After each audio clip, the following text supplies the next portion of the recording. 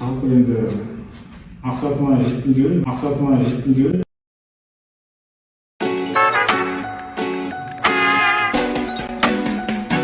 Жас маманға көрсетілген әдістемелік көмек нәтижесінде колледжіміздің жас маманы дискретті процестерді автоматты басқару атты ашық тәжірибелік сабағын берген болатын. Сабақтың бастапқы кезеңінде не білемін, не білгім келеді рефлексиясы арқылы осы тақырыпқа байланысты кері байланыс сұрақтарын қойып, сабақ алдындағы студенттердің мақсаттарын айқындап алды. Тірек білімдерін сиқырлы қорап сұрақтар комбинациясымен өзектендіріп алды.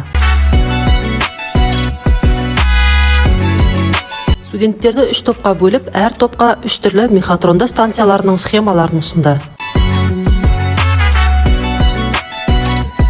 Сұрыптау, тарату, магазин станцияларын студенттер схемаға қарап монтаждап, Siemens S7-1200 контроллеріне дискретті процестерді басқарудың программасын теопортал жабдығындағы лат тілінде өз беттермен оқытушының нұсқауымен жазып, соңында іске қосты.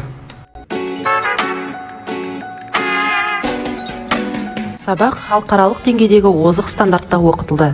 Заманауи автоматтандыру жүйелеріндегі программаланатын логикалық контроллердің соңғы өндірістегі версиялардың бірі S7-1200 контроллеріне программалаудың халықаралық ЕК стандартындағы лат тілінің элементтермен дискретті процесті автоматты басқарудың программасын жазуды студенттер үйренді.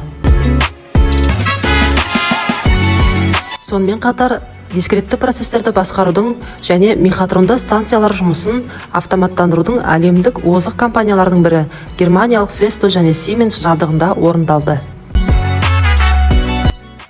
Сабақтың соңында, сабақ басында көрсетілген не білемін, не білгім келеді рефлексиясының қорытындысы ретінде не үйрендім рефлексиясы өтті. Сабақтың соңында оқу әдістемелік бөлім мен оқу өндірістік бөлімнің мүшелерімен бірге ашық тәжірибелік сабақтың өту барысы талқыланды. Сабақ өте жақсы деңгейде өтті және жас мамандарға сәттілік тіленді.